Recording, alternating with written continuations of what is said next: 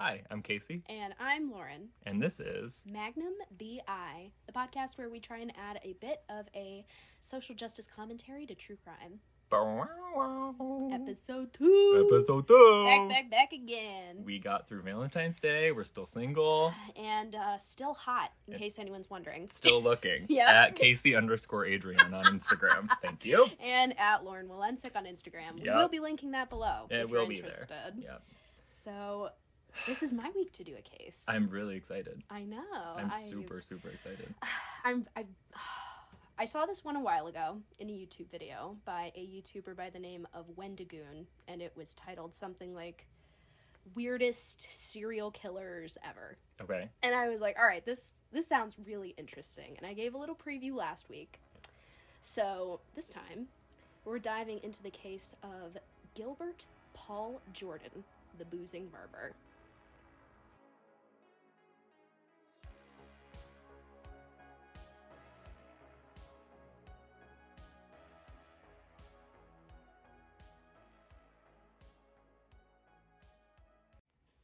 Okay, so before we get started, I just want to go through a quick trigger warning for some of the themes we're going to be discussing in this episode.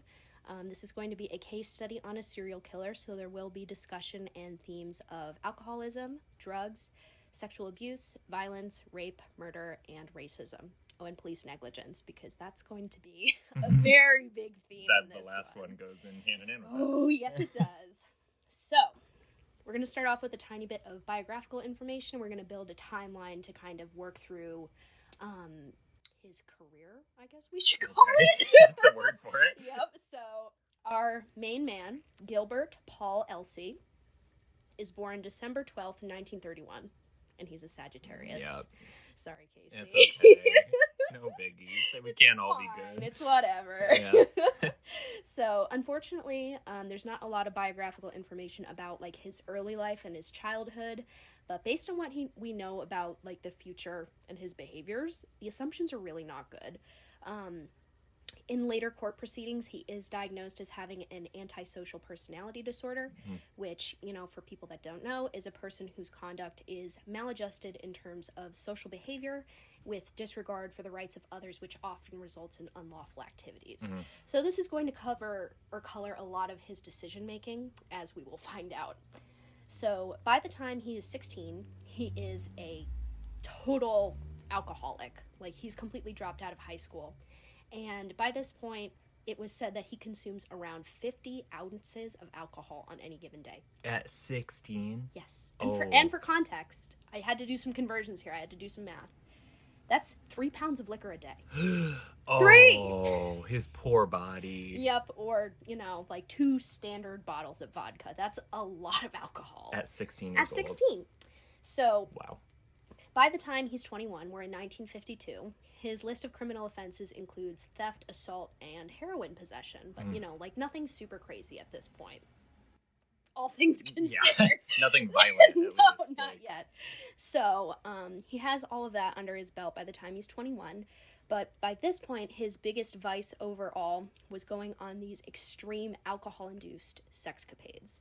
So what he would do is he would get extremely drunk and go to, like, I don't want to say seedier, but, like, parts of downtown where the rough crowd hangs out.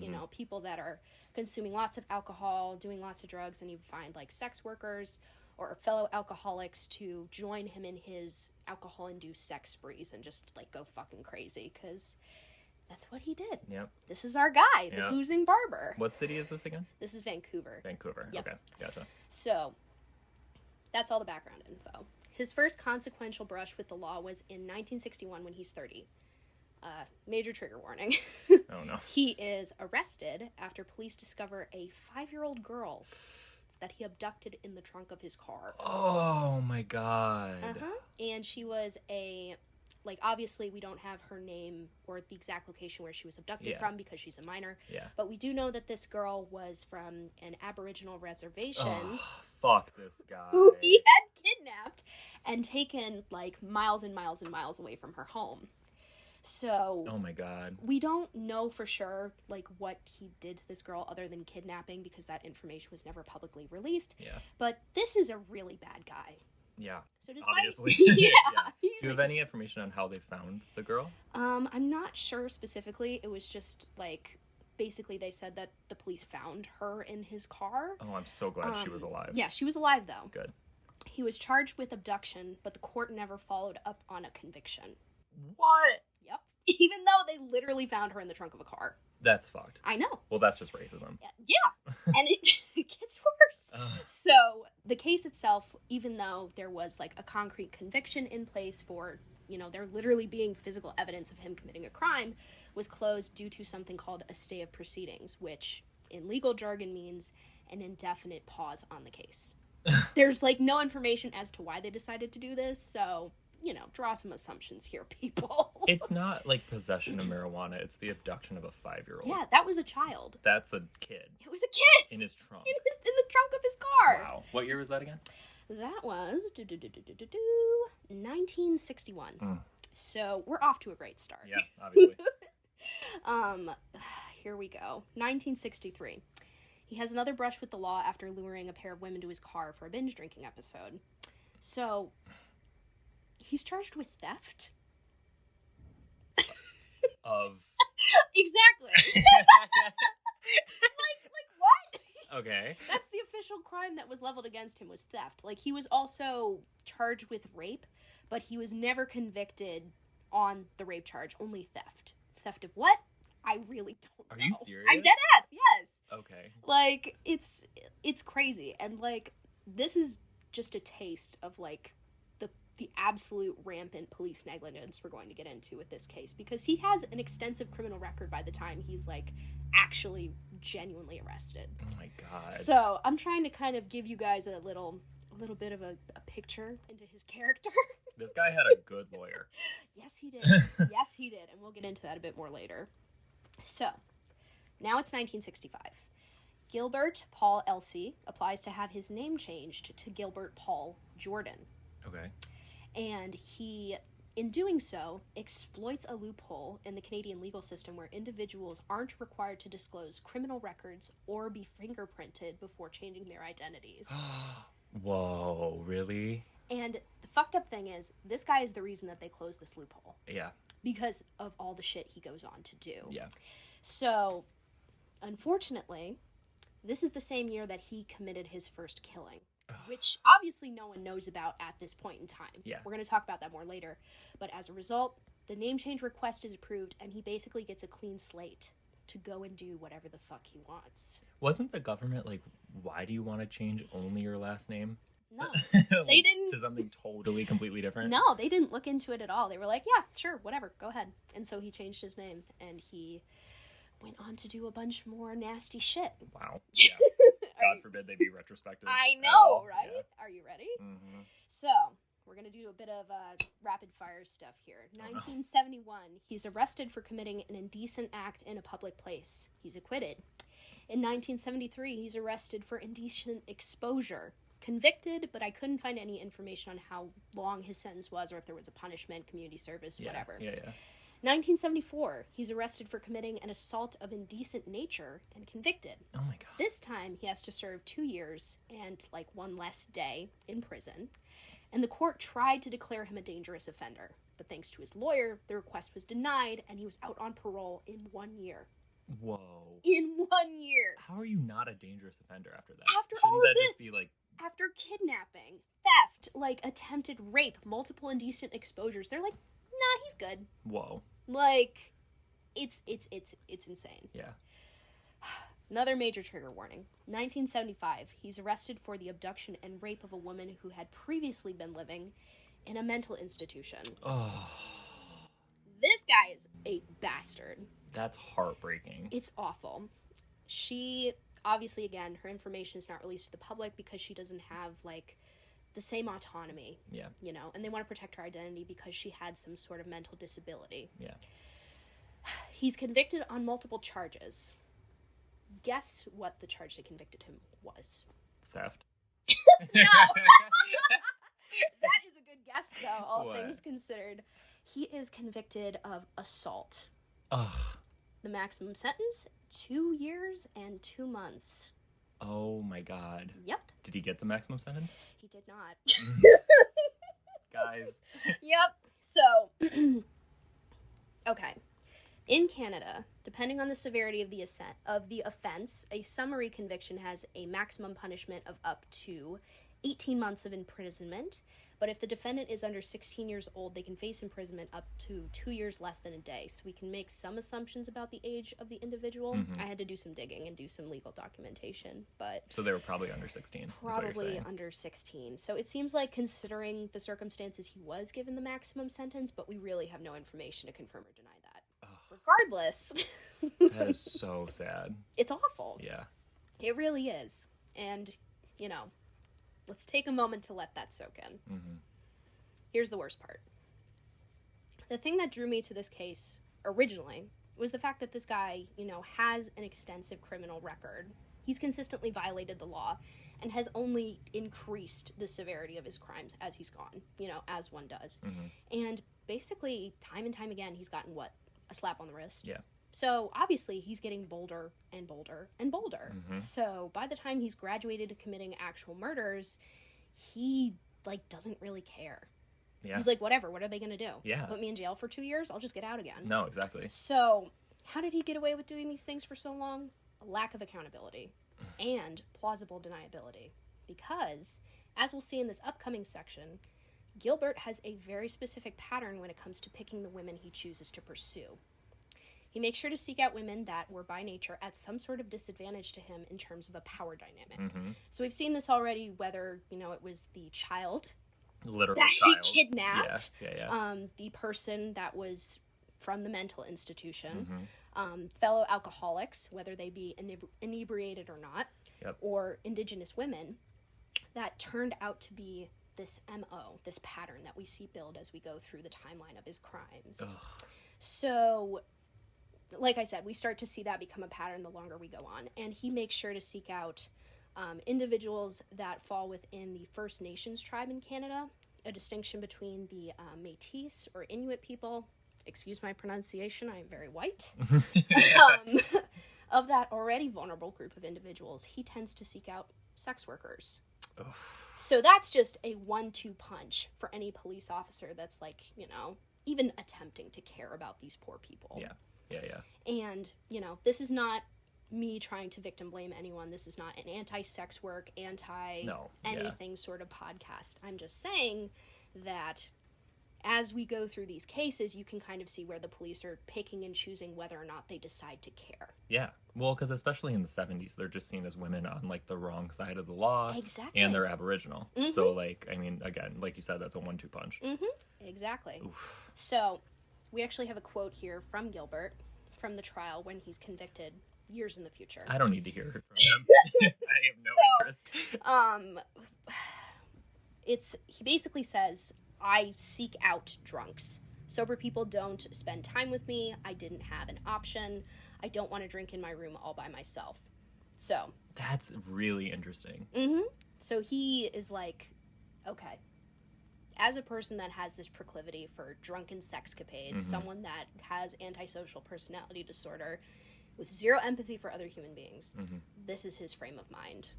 And to summarize all of that, he's seeking out Indigenous women, most of whom are sex workers, with known alcohol abuse problems. Yep.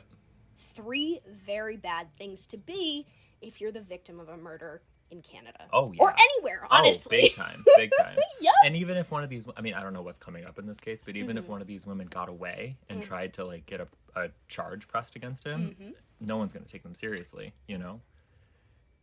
I feel like that's coming. Something like that. Yeah. So, as we transition into this next section where we're going to discuss the murders he committed, you know, if you're listening in and you're wondering, why was he able to get away with all of this? For nearly 4 decades, for a criminal career lasting from 1965 to 2004. Whoa.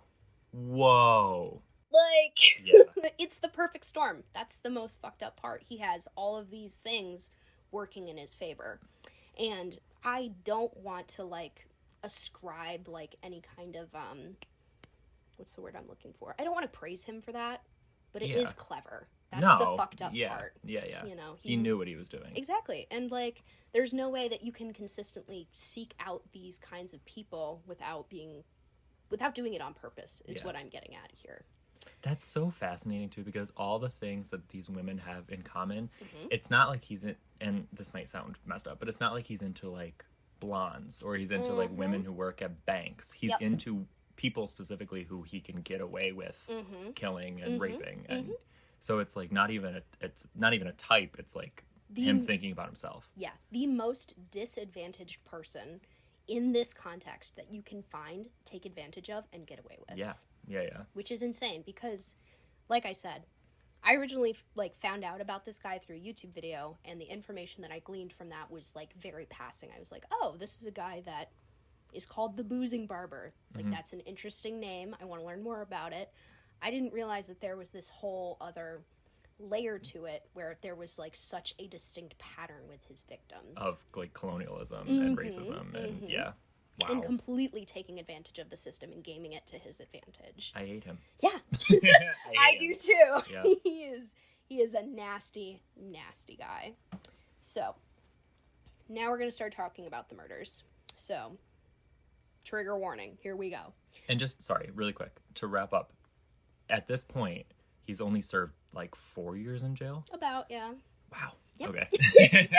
And like I said, I couldn't find all of the information concerning like the random crimes he committed where he was actually convicted. So there could be like, you know, some random smattering of community service or something in here that I'm missing.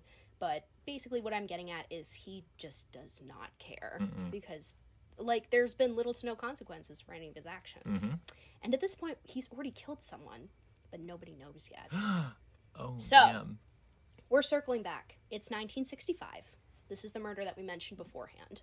Okay. Her name was Ivy Rose Doreen Oswald. That's a beautiful name. Yeah. She was an English-born switchboard operator who accompanied Gilbert to a hotel room on a binge drinking episode the night before her body was discovered in a hotel room in Vancouver. Her BAC post-mortem was .51. Let's review. The legal limit is .08. Yeah. She was discovered with a BAC of .51. And that's after she was discovered, That's after too. she was discovered. Whoa. So, like I said, the legal limit is .08. BAC is, like, somewhat manageable until you get to .1. That's when judgment, balance, movement, and vision are, like, totally impaired. People pass out by the time you reach .2. And she was over double that. She was more almost than 3 double times that. Like, there Wow. is literally no physical way that I can conceive of that someone could get their BAC to that point, because you have to binge drink so much alcohol in such a short amount of time. And this is after .4, which is the point at which your body goes into an alcohol-induced coma. Yeah. Like, you're dead by Yeah. .4, and hers was .51. Yeah. Yep. There's no way she could have kept going on her own. Guess what the coroner said? Oh, no. Guess what the police said? What? It was an accident. That it wasn't on purpose, that there was, like, no foul play. She was just an alcoholic that drank a little too much by her own and passed out and died in her hotel room. No way. Yes way. That's No, what they said. That's not possible. It is. So, obviously, at this point, considering all that we know about his history and what he continues to get away with in the future, the police aren't suspecting foul play.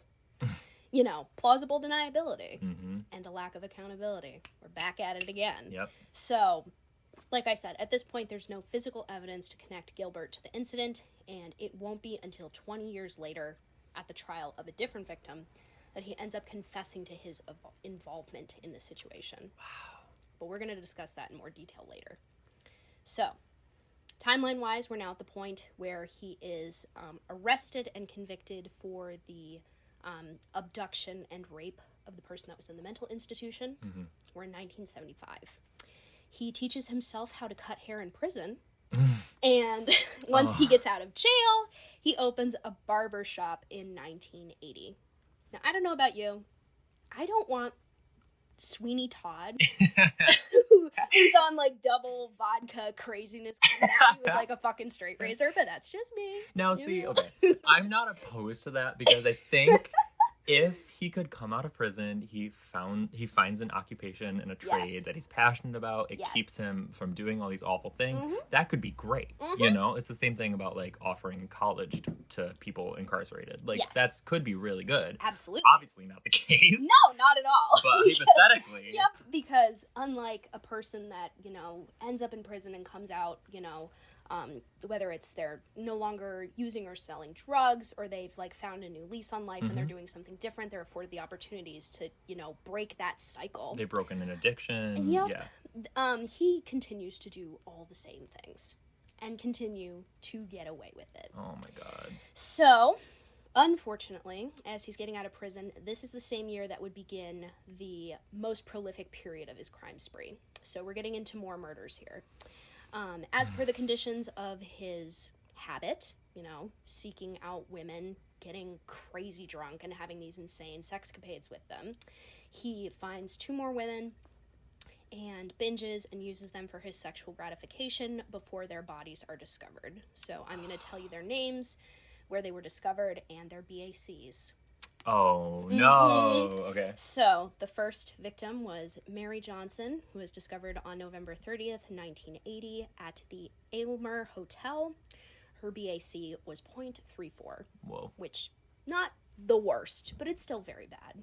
The next is Barbara Paul, who was discovered on September 11th, 1981, at the Glenard Hotel, and her BAC was .41. So, we're getting up there. Yeah. It's steadily increasing.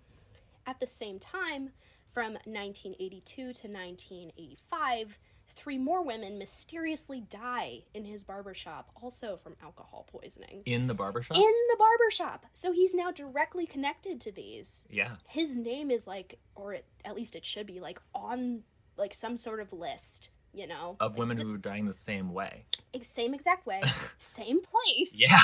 Over and over again. With a convicted violent criminal. Yes. Yeah. But nothing is done about it. Like I said, because these women fall within the parameters of our victim description from before, the 1, 2, 3 punch, law enforcement doesn't do shit. And Gilbert's lawyer also gets involved. I don't know his name. Obviously, I couldn't find it. You know. Yeah. And he, you know, he, like, speaks to his lawyer, and the lawyer basically talks him through, like, how to report these crimes so that he doesn't get investigated. The lawyer helped him? Oh. Oh my god. So, at this point, despite the fact that there are multiple bodies connected to his place of work of a known violent criminal who is known to do this, there's still no investigation going on. There's nothing happening. Whoa. I know. Like, this feels crazy, doesn't it? And I will second what you said earlier. Crafty on his part. Yes. Really crafty. Which is the worst part. Like, stupid because you're doing it so often and in the same location. But, like, I don't want to say smart, but, like, he had an MO. He had a really solid MO. Exactly. Like, I don't want to give him credit. But, you know, for someone that was a high school dropout, he's fucking gaming the system like a pro. Yeah. It's horrible. He's got it on lock. So, here are the names of those women who are, you know, again, Aboriginal individuals, the dates, and their BACs. Mary Johns, July 30th, 1982, blood alcohol level 0.76. 0.76. That's not even the highest. This is not even the highest on this list. And they're like, this is an accident. Like, no one else could have been involved. It's only, like, 2 times the limit needed to kill a person. And you said what? At what point does your body start shutting down? Your body shuts down at 0.4. You die at 0.5. So to get past that... Double. To, like, to say that person was conscious and continuing to drink. Wow. Like, how would you... I can't even like, maybe a giant funnel. I really don't know. Like, some kind of frat boy thing gone horribly wrong. But, you know, there's, like, no genuine way that these women would have had the capacity to do that on their own. No. Much less being found in the same barber shop over and over again. Okay. Next person, Patricia Thomas, December 15th, 1984. BAC 0.51, and Patricia Andrew, June 28th, 1985, BAC 0.79. Whoa. Yep.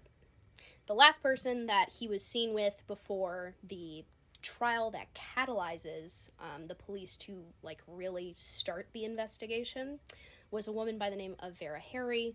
Again, another Aboriginal woman whose body was recovered November 19th, 1986 at the Clifton Hotel. Her postmortem BAC was 0.04, so that's the lowest out of all of them. Yeah, that's It's low. still very high. Like, as we said earlier, the legal limit is 0.08, so you're getting up there. What was she? She was 0.04, so she was, like, almost halfway to the legal limit. Okay. So that's the lowest out of all of them. But now we enter 1987. Our victim's name is Vanessa Lee Buckley, and she is last seen on October 11th entering a hotel room with Gilbert. He leaves the hotel the next morning at 6 a.m., then places an anonymous phone call to the police. As a result, her body is recovered at 7:40 in the morning. She's completely naked, and she's died from alcohol-related complications. Oh my god. Do you want to guess her BAC, or is that kind of fucked up? What was it? 0.91. Wow. 0.91. See, at that point, it should be in, like, a medical journal. Yeah. Because that's not normal. It's impossible. That probably that never happens. This isn't even the last murder that he's involved in, but it is the crime that lights a fire under the asses of all the Canadian police officers to get their shit together. Yeah, I hope so. Do you want to guess why? Why? She's white. I hate it. I hate it. I am so fucking mad. Yep. I hate that. Literally imagine how I felt researching this and finding out that there was this whole new, like, layer to it. That makes me so... This man's been at this for over 20 years. Yep. And now they care. Yep. And also, I want to say, Aboriginal people already have there's already a thread of alcoholism in their communities because of colonialism and because of white people introducing alcohol to them. So then for him to take advantage of that, because I'm sure he knew that. Yes. So for him to take advantage of that and be like, oh, these people will just overlook this. And then it happens to a white woman. Yep. Wow. Yep. Wow. And, you know, while there are, like, conflicting reports as to, like, who she was, like, you know, there was some stuff that was saying, oh, like, she was a sex worker, or she was, like, a single mother, yada yada, like, conflicting propaganda. Yeah. What's the word? I think that's the word I'm looking Reports, for. whatever. Yeah, the one fact that was consistent is that she's a white woman. Wow. Yep. So all of that happens. People are fucking outraged. Yeah. Her dad, like, goes on live television, and he, like, makes a bunch of statements at the court proceeding later. But there are fingerprints recovered at the scene. Finally, now that a white lady's involved, they decide to print the fucking room. They look for it. Yeah, they're like, let's take a little peek. Because I'm sure there were some of the other ones. Of course, but who's gonna look? Yeah. That's the fucked up part. So the prints are recovered at the scene. When the body of a new victim, an Aboriginal woman by the name of Edna Shade, is discovered in a hotel a month later, the police are able to recover Gilbert's fingerprints from a bottle and glasses the pair had used. And they link the prints back to the same ones found in Vanessa's room.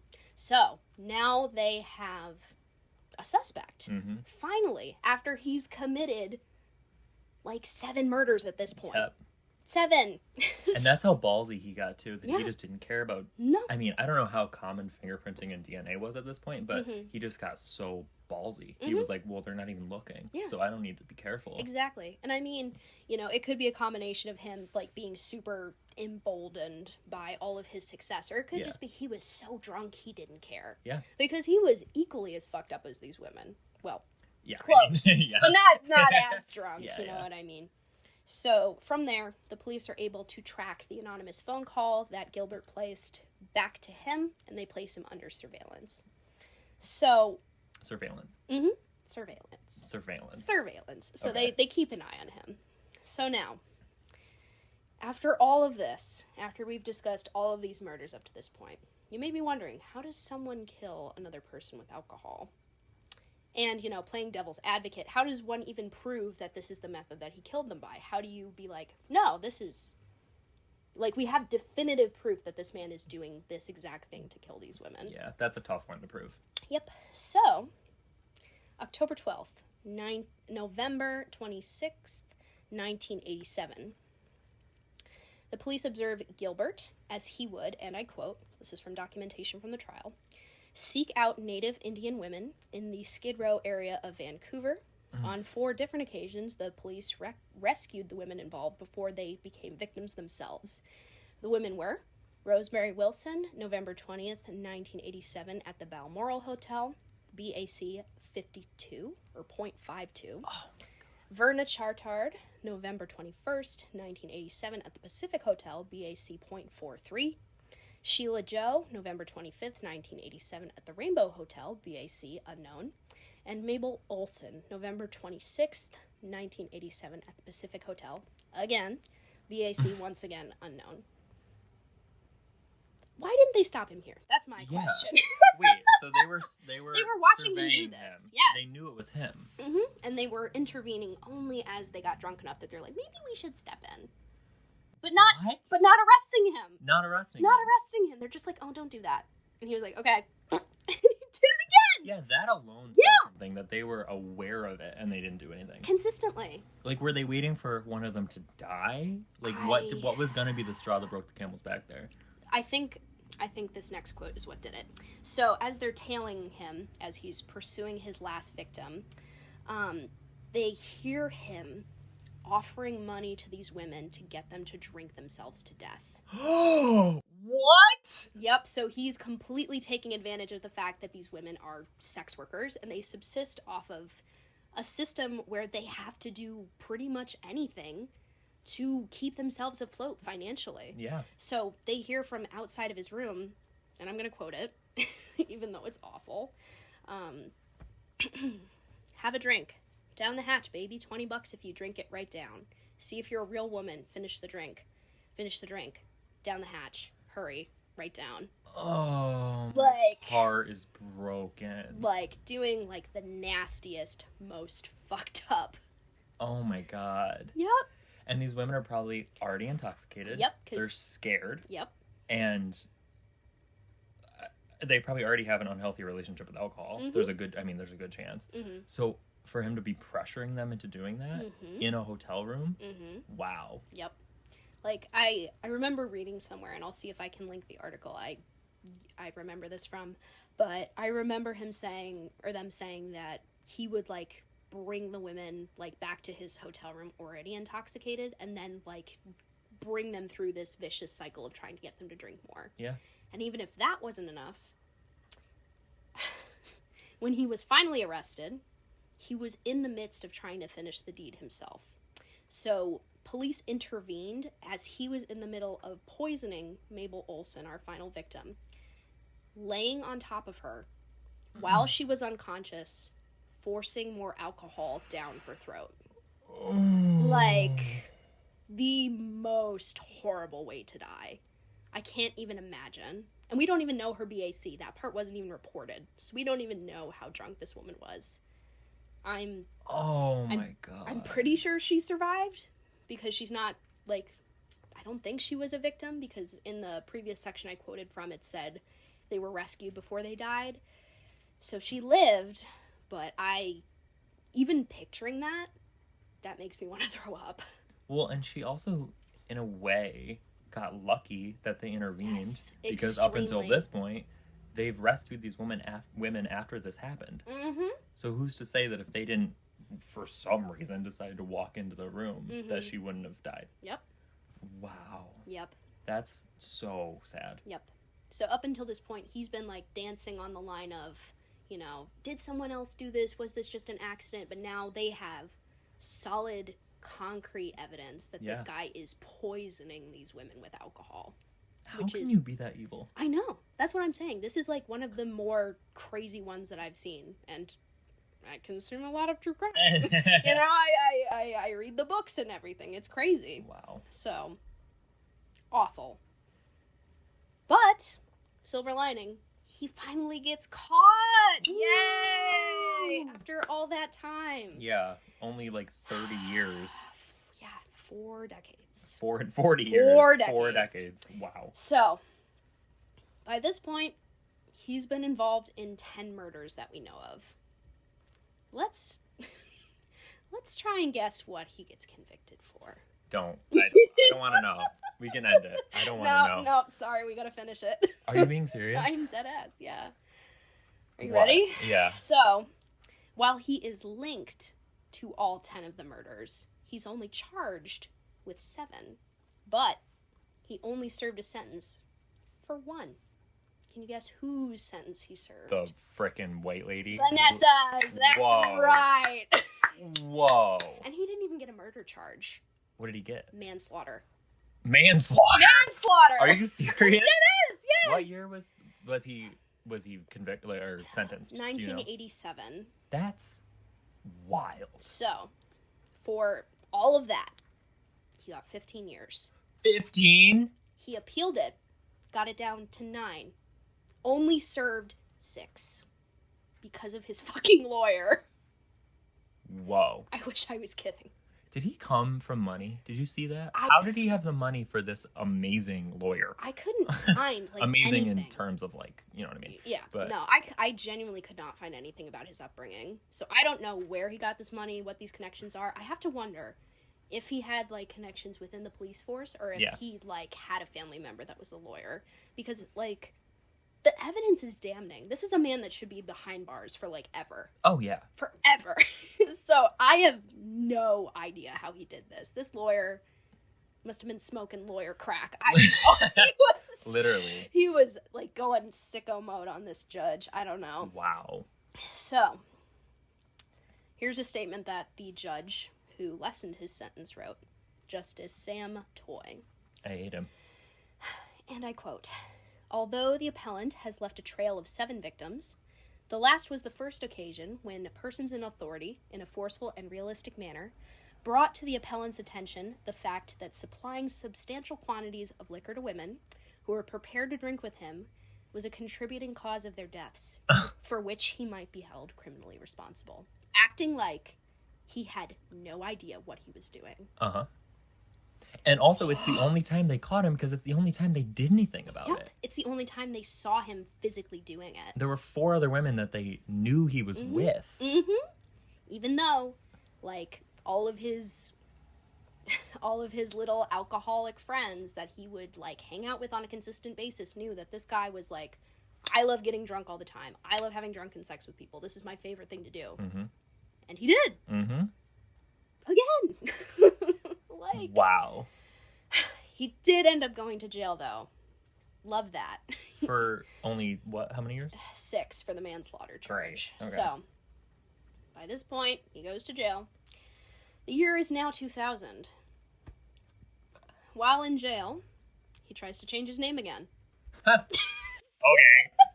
However, come on, buddy. Now that he's, actually in jail and has been convicted of manslaughter, the authorities are like, hey, wait a minute, maybe we should make sure that convicted felons can't change their names without, having evidence of a criminal record be, available to the public. Yeah. So they closed the loophole. So, there you go. He did one good thing. Oh, my God. But I just want to say, they do nothing about these Aboriginal, Native women who are being killed. Yep. They do nothing. They don't care. He has a 7-year manslaughter charge, 6-year manslaughter charge. Yep. But then they close this loophole, which is a good thing that they close this loophole. But for that to be the only thing that came out of this is crazy. It's fucking insane. Wow. This guy was just crazy. So did he get to change his name again? No. Okay. Thankfully, they closed the loophole, so he couldn't change his name. He was trying to change it to... What was it? I think it was Paul Jordan. Oh, he was changing his first name. This time not the last name. Other way around. He's like, they won't get me this time. Yeah. So, tried to do that, failed. By the time he's released in 2002, he's placed under a probation forcing him to abstain from contact with alcohol or any situation where he is in a space with women where alcohol is being consumed or served. Yeah. What do you think he does as soon as he gets out of jail? I mean, freaking goes to a frat party. Yep, and he gets caught after immediately violating his parole and goes back to jail for another 15 months. Oh my God. Yep, only 15.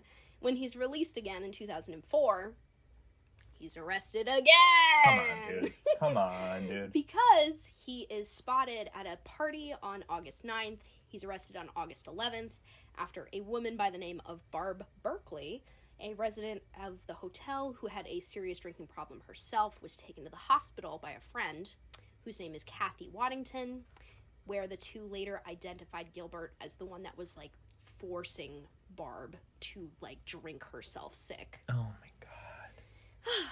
But, oh, my God. In true Gilbert Paul Jordan fashion, he's acquitted of the charges and released in 2005. Dude. I know. He's 72 at this point. He's an old, nasty man. That's disgusting. Scary. He is scary as hell. But, finally, he dies. Yay! Amen. Was it alcohol poisoning? Yes! Was it literally? He died of alcohol poisoning on July 7th, 2006. So, he's born a Sagittarius, dies of cancer. It comes full circle! Amen. It comes full circle. Amen. And his reign of terror, or should I say, binge of terror, Oh. it comes to an end. And that's probably one of the craziest cases of police negligence I've ever encountered. That is the most wild thing I've ever heard. Mm-hmm. That's wild. Yep. And that's the story of Gilbert Paul Jordan, an extremely troubled man who used the blind spots in the Canadian police force and the exploitative power of plausible deniability to terrorize Vancouver and British Columbia for more than 4 decades. Wow. Roll credits. I wish there was more of a happier ending, but at least he's dead. I guess. Yeah. What an awful man. Mm-hmm. And like I said going into this, I didn't realize that there was that whole other layer to it other than him just being like a crazy alcoholic. Yeah. With him seeking out these vulnerable women. So, yeah. And that's crazy that what you've read so far hasn't talked about how these women are Native. Mm-hmm. That's crazy. I had to find a newspaper. I don't remember if I mentioned the name of it already, but it was called the First Nations Drum, which it was a specifically Aboriginal newspaper for individuals living in Canada that are of these tribes to, like, get that layer to it. And then as I was, like, digging through Wikipedia, it was like, oh, yeah, by the way, all these women were Native. And they're the only people reporting that because Mm-hmm. it's their community. Mm-hmm. That's evil. And this is just layers. It's not only police negligence, but it's total racism. Mm-hmm. It's taking advantage of a situation. And it's also him not getting any help in prison. Yep. In prison, he comes out multiple times and does the exact same thing. Yep.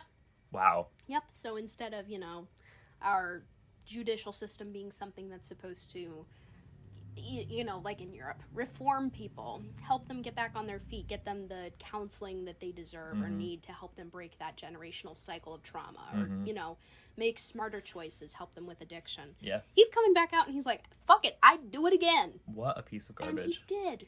What a piece of garbage. Mm-hmm. So that's our little case study. Wow. Mm-hmm. Thank you for sharing that with me. You're welcome, I guess. So next week, I will be covering the Reykjavik Confessions. Ooh. Which is another sort of unsolved adjacent case. Okay. Which plays a lot into police manipulation and mistreatment. Ooh. And it's going to be really heavy, but also very enlightening. Well, that's right up my alley, considering the case I just did, so I'm very excited. I'm still mad, but... So now we end our podcast with our weekly game, in which I guess Lauren's middle name. Yes. I know it starts with a B. Yep. I tried Bernadette, and I tried Brenda. Yes. Beverly. No. This is going to go on forever. It really is. And I'm going to try really hard not to be swayed off, off mic into giving him any hints or anything. She so can't. I've sworn everyone else that we mutually know into secrecy. So. I have a notes app document with B names. Do you really? Yeah, so, yeah. Oh my all right. God. So thank you all for listening. We really appreciate it. This is so much fun. And now we have a hobby. Mm-hmm. So thank you for coming by. Yeah, thank you guys so much. And we'll see you next week. Magnum Bye. B.I. Bye.